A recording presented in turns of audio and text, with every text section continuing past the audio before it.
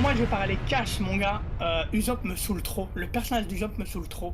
En pré-ellipse, je l'adorais de fou en fait. En plus avec le Sogeking et tout, il y a eu un vrai power-up digne de ce nom.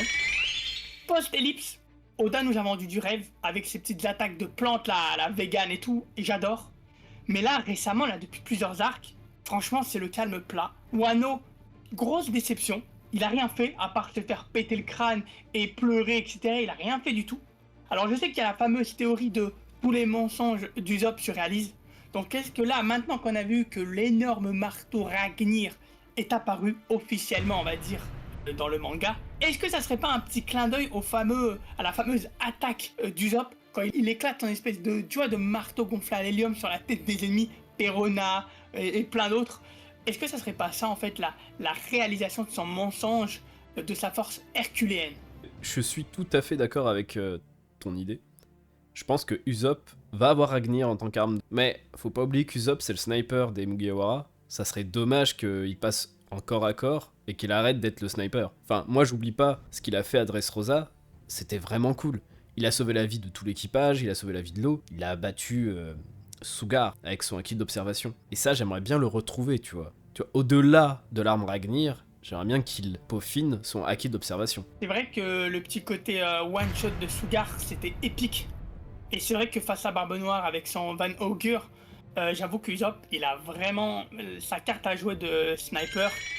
Mais il n'empêche que bah, dans la pré-ellipse, il se battait quand même avec un marteau, tu vois. Après, j'aimerais faire une petite parenthèse et parler de vite fait Zoro. Il y avait beaucoup de théories qui disaient que Zoro va dominer Wano va rejoindre les Mugiwara grâce à Zoro, etc. Au final, bon, on va pas se mytho, il n'y a rien eu de tout ça. On nous a bassiné avec oui, c'est le rêve d'Usopp d'aller à Elbaf avec Luffy, etc. Mais est-ce qu'au final, ça serait pas un énième pétard mouillé et qu'au final, il va rien se passer pour Usopp à Elbaf? En fait, c'est bien que tu prennes Zoro comme exemple, parce que Zoro, il a acquis Enma pendant l'arc de Wano, et ça lui a donné un power-up considérable, on l'a bien vu. Enma, c'est un gouffre à Haki. Zoro a développé le Haki des rois durant cet arc, et il a maîtrisé Enma en déchirant les ailes de King. Moi, ce qui va me gêner, c'est que à partir du moment où Oda a mis dans Wano ses armes un peu cheatées qui donnent des bonus, des power-up assez pétés, pour certains personnages, est-ce qu'on peut s'attendre à ce que Ragnir tombe entre les mains justement d'Usopp et lui offre une sorte de power-up supplémentaire, peut-être un meilleur acquis de l'armement, ou même, bon, là je délire, un potentiel acquis des rois? Je dis pas que t'as tort, mais je suis pas d'accord, tu vois. On va dire que j'ai le droit aussi de dire que je suis pas d'accord.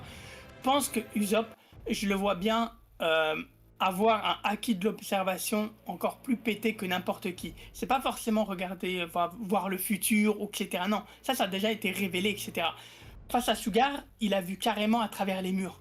Donc, je sais pas pourquoi, mais j'aimerais bien un espèce d'acquis de l'observation euh, de l'espace. Pas forcément du temps, mais de l'espace. Genre, il voit à travers l'espace, tu vois.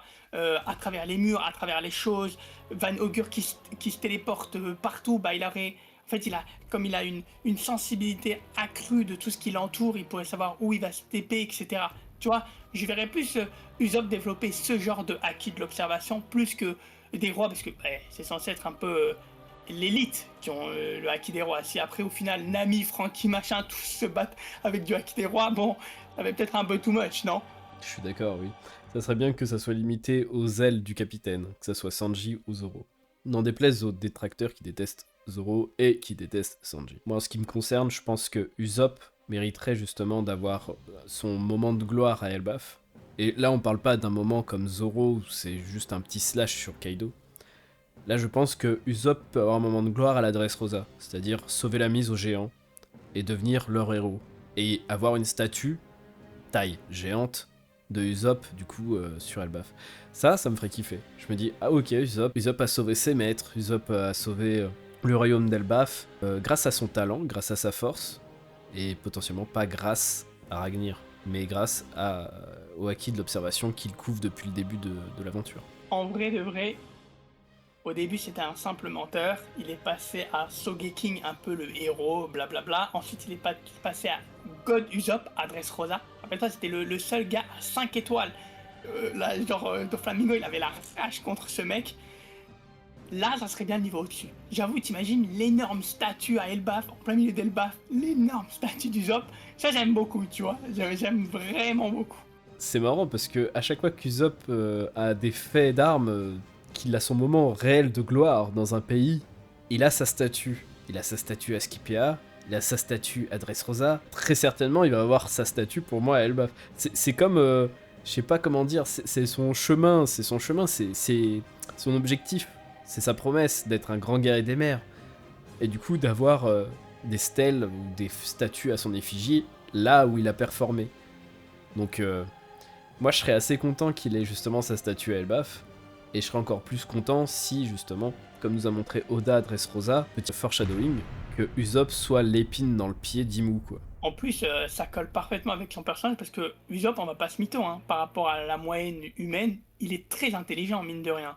Il te fabrique des trucs avec des petites branches par terre et il avait genre confectionné la baguette climatique de Nami, quoi. Le gars, il crée la météo, quoi. S'il te plaît.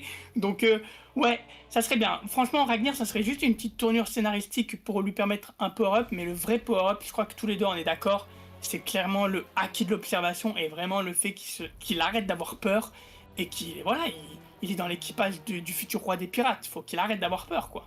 Donc voilà, moi c'était ma petite take sur ce sujet. Je voulais absolument faire une vidéo sur Usopp. Bah, c'était un plaisir de la faire avec toi, Mata. En tout cas, bah, comme toujours, on laisse la parole à la communauté.